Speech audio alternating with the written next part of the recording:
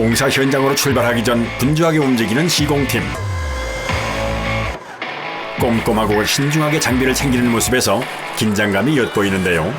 오늘은 이제 3층 집이다 보니까 지붕 타공은 안 하고 벽으로 뚫고 밖에서 이제 8m에서 10m 정도 연도를 길게 올리는 이제 큰 공사를 하는 날입니다. 그런데 아무리 큰 공사를 하지만 벽난로 하나 설치하는데 이렇게 많은 장비가 필요한 걸까요? 시공 장소가 높아가지고 그렇습니다. 간단한 데는 조금인데 내가 연도가 한 7, 8m 올라가면 이렇게 많이 가져가야 돼요. 공사 규모에 따라 매번 준비하는 장비도 다릅니다.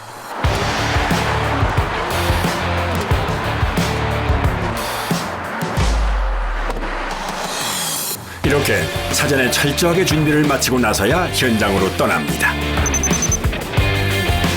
오늘 벽난로 설치할 곳은 경기도 성남에 위치한 개인 단독주택입니다. 여기가 지금 타일이고 안에가 목조잖아요. 그러면 사단에 놓고 타일만 따내면 되지. 올리는데 여기서 따가지고 작업은 지금 요 안에서 벽으로 나와서 지금 위에 집이 고가 더 높잖아요. 그 위에 집에 피해가 없게끔 연도는 최대한으로 옆집 꼭대기만큼 올릴 예정이에요. 현장에 도착하자마자 연통이 설치될 외부 벽면부터 살핍니다. 이제 외부 벽면과 연통이 실내에서 이어질 수 있게 벽난로의 위치를 잘 잡아야 하는데요. 난로 위치는 이거 여기가 되고요. 사공 위치는 이쪽 정도 될 것 같아요. 본격 작업에 들어가기 전 비닐로 주위를 감싸는데요. 주변 가구와 가전제품 등에 먼지가 묻지 않도록 세심한 배려도 빠뜨리질 않습니다. 정과장 꼭 그 타공할 때는 청소기 갖다가 앞에다 확 대주라고 먼지를 최대한으로 빨아버리게끔. 여기서 하나 붙여. 조심해서 갖고 오세요. 밖에서는 다른 작업자들이 커다란 대리석판을 조심스럽게 들고 옵니다. 이 대리석은 벽난로를 올려놓는 바닥돌인데요. 벽난로의 무게를 견딜 수 있게 천연 대리석을 깔아주는 겁니다. 이때 수평이 맞지 않거나 빈 공간이 생기면 대리석이 깨질 수 있어 신중을 기해야 합니다. 하나, 둘, 중간에 가서 한번 쉬는 거야. 네. 하나, 둘, 잠깐. 안 돼. 잠깐. 하나, 둘,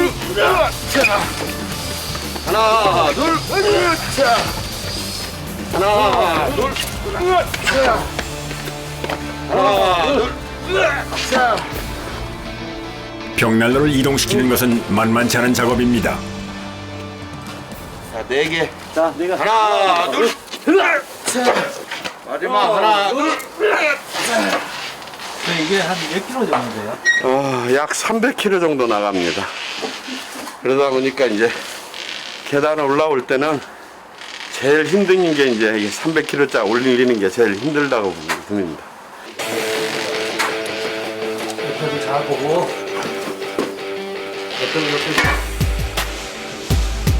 무게가 많이 나가는 벽난로를 옮길 때는 서두르지 않고 조금씩 이동을 하는 것이 가장 안전한 방법입니다.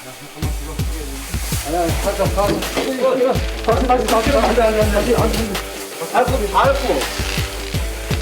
자, 올라. 그렇게 하면 더 깨져. 네. 오케이, 됐어요. 사모님, 방향 이렇게 했으면 되겠습니까? 예뻐요. 됐죠? 방향 이렇게 해드릴게요. 예. 저 이렇게 시공합니다. 예. 자, 사다리. 드디어 위치를 잡은 벽난로. 아직은 설레죠, 이제. 이게 마감까지 잘 설치돼서 점화 시연을 했을 때 불이 잘 펴지고 잘 들 거고 그걸 끝나고 나면 그때 저희 이제 제일 만족감을 느낍니다.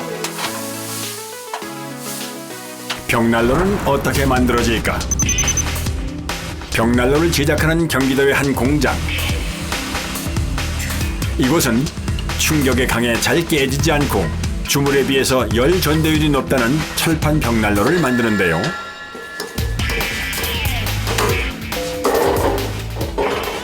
부품이 72가지 정도 되거든요. 벽난로 본체에 수많은 철판 부품을 연결해주기 위해서는 용접 과정이 필요합니다. 예, 용접이 제일 중요하죠. 용접을 잘못해 놓으면 나중에 불을 뗐을 때 난로가 뒤틀어진다거나 그런 현상이 나오거든요. 용접이 제대로 돼야 난로에 뒤틀림이 없습니다. 숙련된 기술자가 세심하게 해야 하는 용접. 용접할 때 발생하는 강한 불빛에 안구 화상을 입을 수 있어 늘 위험에 노출되어 있습니다. 이게 용접을 많이 해서 이게 납도 많이 쓰나 봐요. 예. 이거 헌놀 가지고 보통 한 6대 정도 용접합니다. 하루에 하나 정도 쓴다고 봐야죠.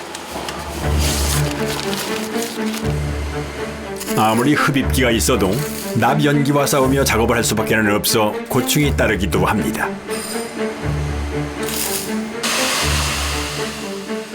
벽난로 본체에 외부 용접이 끝나고 난 뒤 본체를 세우는 작업자. 그런데 갑자기 본체 안에 얼굴을 거의 파묻고 용접을 하는데요. 본체의 폭은 45cm 정도. 성인 남성의 몸이 들어가기에는 너무 좁죠. 불편하고 힘든 자세지만 이렇게까지 하는 데에는 다 이유가 있다고 합니다. 화실 부분이 나무가 타는 부분이거든요. 여기서 불이 타는 부분이라 여기가 제일 중요합니다. 제일 중요하고 이제 변형이 많이 가는 부분이라 용접이 제일 튼튼하게 잘 돼야 되는 부분이죠. 용접 과정에서 가장 중요한 화실 부분은 불에 직접 닿는 부분이라 두껍기 때문에 용접을 할 때에도 2배의 시간과 노력이 필요하다고 합니다. 여전히 계속되는 용접. 쇠로 하는 용접의 경우 최고 500도 이상의 온도를 발생시킨다고 하는데요. 불꽃에 노출되면 화상의 위험이 있어 갑갑하지만 두껍고 긴 옷을 입는 탓에 체감 온도는 더 높을 수밖에 없겠죠.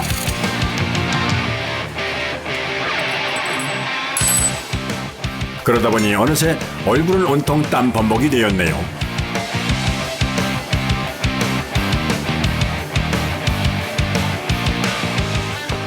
더군다나 고개와 허리를 앞으로 구부리고 있는 힘든 자세로 장시간 불꽃 파편을 온몸으로 막아내는 것은 항상 힘든 작업입니다.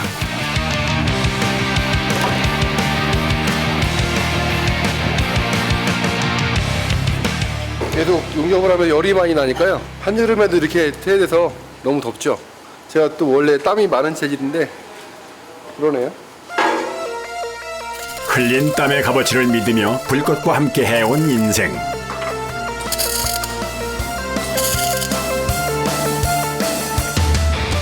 그렇게 불과 뜨거운 사투를 벌려온 지 20년. 함부로 도전하지 못하는 어려운 일이지만 강한 불꽃에 지지 않고 버틸 수 있었던 것은 불꽃보다 더 뜨거운 그의 열정 때문이 아닐까요?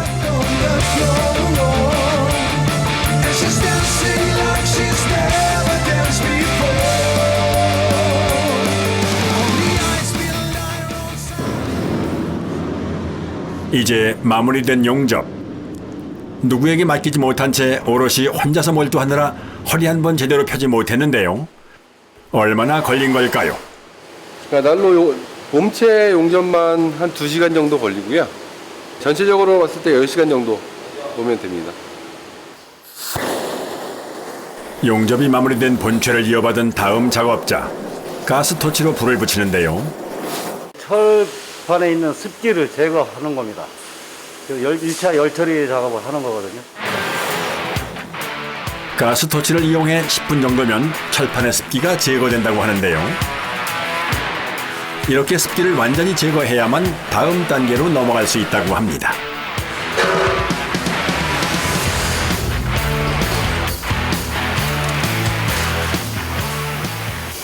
여기서 무슨 다음 작업은 이제 도장하는 겁니다.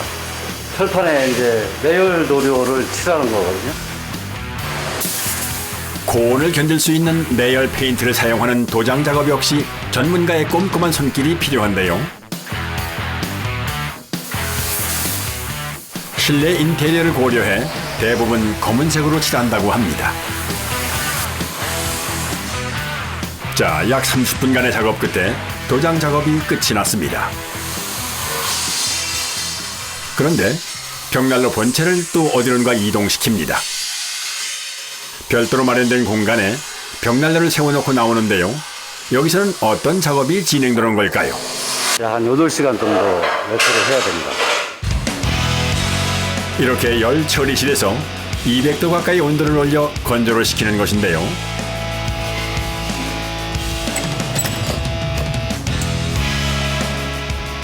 여덟 시간이 흐른 뒤 드디어 열 처리 작업을 마치고 나온 벽난로 본체.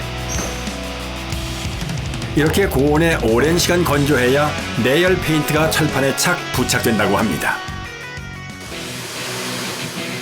자, 다음 단계는 벽난로 본체 내부에 내화재를 설치하는 것인데요. 화실 내부에 붙이는 내화재. 열을 저장해 장작이 다 타고 난 뒤에도 열을 내뿜는 기능과 벽난로 몸체 온도가 올라가지 않게 차단하는 역할을 하는데요. 그래서 빈틈없이 붙이는 게 관건입니다. 여기 이제 각진 부분이 있고 그래서 그 부분을 우리 손으로 수작업을 해야 돼요. 우선 1차 내화재는 질석보드. 근데 질석보드는 열을 차단하는 역할을 해요. 근데 온도가 1000도 이상 올라가 버리면 철판이 변형이 가기 때문에 그래서 열을 차단해 줘야 돼요. 그 열을 차단해 주면 그 열은 이제 옆에 뒤로 못 가니까 뚫려 있는 앞으로 더 많이 나오게 되죠. 2차 내화재는 황토 성분의 내화재인데요. 고열에도 파손이 되지 않도록 도자기를 굽는 원리를 이용해 특수 제작한 것이라고 하네요.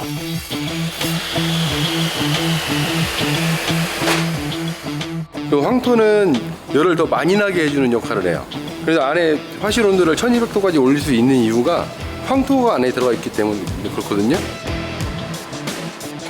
황토가 좋은 건 알지만 작업자를 괴롭히는 것이 있으니 바로 흙먼지. 먼지와의 싸움은 일상이 된 지 오래. 아무래도 먼지죠. 먼지가 많다 보니까 마스크를 한다고 해도 마스크 안에 쪽에 이제 땀이 차니까 그래서 제일 힘들어요, 숨쉬기가. 황토 내화재까지 이중으로 장착하는 것은 고된 작업일 수 있지만 벽난로 제작 단계부터 안전을 지키기 위한 것이죠. 또한 황토가 열을 받으면서 뿜어내는 원적외선은 친환경 황토 찜질방과 같은 효과까지 낸다고 하네요.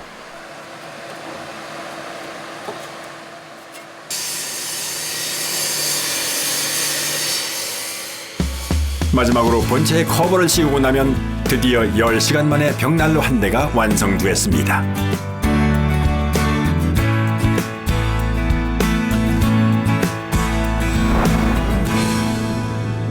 다시 벽난로 설치 현장입니다.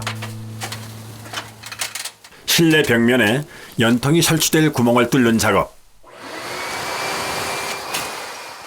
이미 측정해 놓은 지점에 드릴을 사용해 타공 작업을 시작하는데 이때 드릴날이 눕지 않게 조심을 해야 합니다. 그런데 갑자기 작업을 멈추는 작업자. 기둥이 들어간 것 같은데. 네? 뭐가 들어간 것 같은데.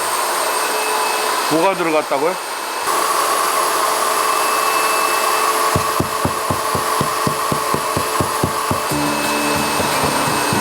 보자리가 보자리. 이거 지금 목재부예요, 철골이야. 목재부는 이거 뭐큰 거기는 조금 잘라놔야지. 우선 드릴을 교체하고 벽 안에 걸리는 목재 부분을 피해 다시 타공을 시작하는데 이번엔 잘 될까요?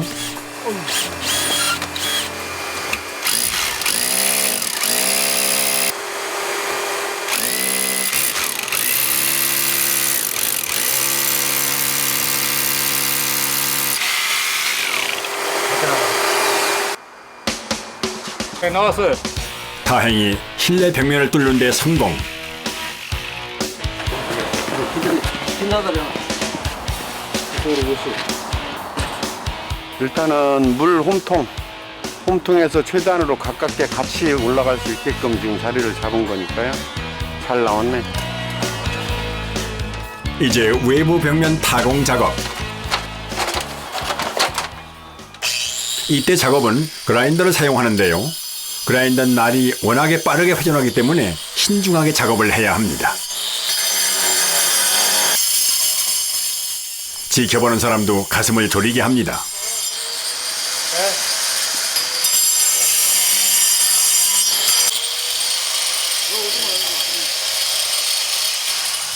자, 무사히 벽면을 커팅하는 데 성공. 그런데 안에 장애물은 없어요? 있어요. 네? 있어. 있어요? 기둥이 들어. 기둥. 기둥 들어갔어요? 꼭 어려운 날이 더 많구만. 아, 참. 또다시 찾아온 난관. 이렇게 시공 현장에서는 예측 불가의 변수가 발생하기 마련이죠. 수많은 난관을 해결해야 다음 작업 단계로 넘어갈 수 있다 보니 항상 어려움이 따릅니다.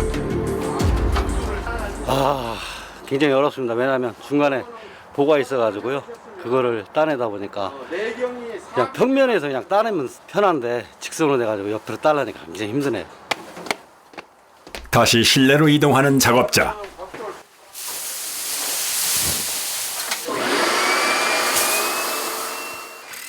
이제 실내 벽면도 그라인더를 사용해 연통 모양에 맞춰 동그랗게 오려냅니다. 실내는 목재로 되어 있어 비교적 쉽게 절단이 됐네요.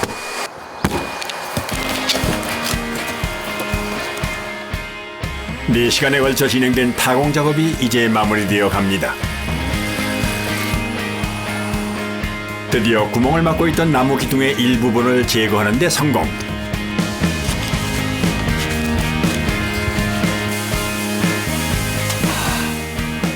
무사히 작업을 마무리하고 나서야 잠깐 한숨을 돌립니다.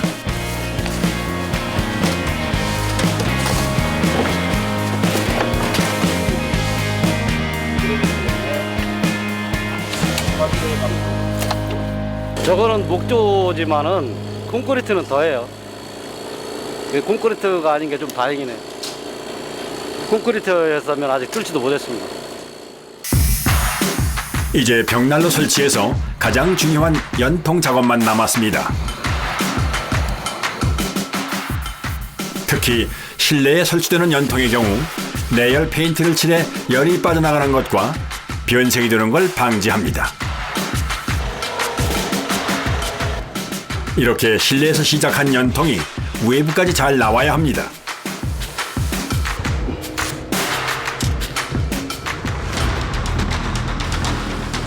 이때 도착한 사다리차.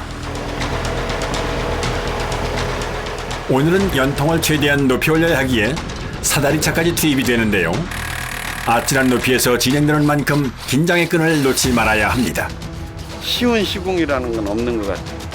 단순해 보여도 벽을 따보니까 벽 안에 또 장애물이 어떤 게 있다든가 천장을 땄는데 뭐 전기선이나 뭐가 지나간다든가 이런 게 다 하나하나 다르기 때문에 이게 참 그때그때 현장마다 당황스러울 때가 많아요. 이게. 연통은 수평을 정확히 맞춰 수직으로 올려야 하는데요.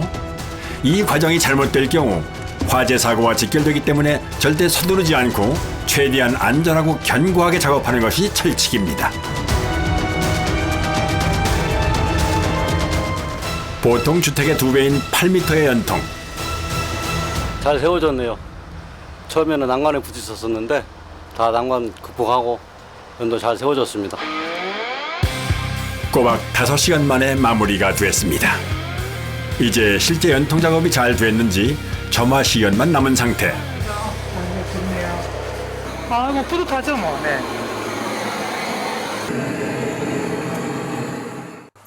이 정도만 해서 이제 빨간 기운만 있을 정도로 붙여놓고 네네. 화구물을 닫으면은 어떤 변화가 있는지. 연통이 지금 잘 빠르댕기니까 숱이 확 피어나지 않습니까? 그렇죠. 지금? 네네. 네. 그러면은 일단은 연도 공사는 성공적으로 잘 됐다는 이제 증명이 되는 겁니다. 이제. 이제 성해가 싹 거치면서 이제 불이 보이기 시작하는 거죠. 그러네요. 이 벽난로와 함께 따뜻한 겨울을 보내시기 바랍니다.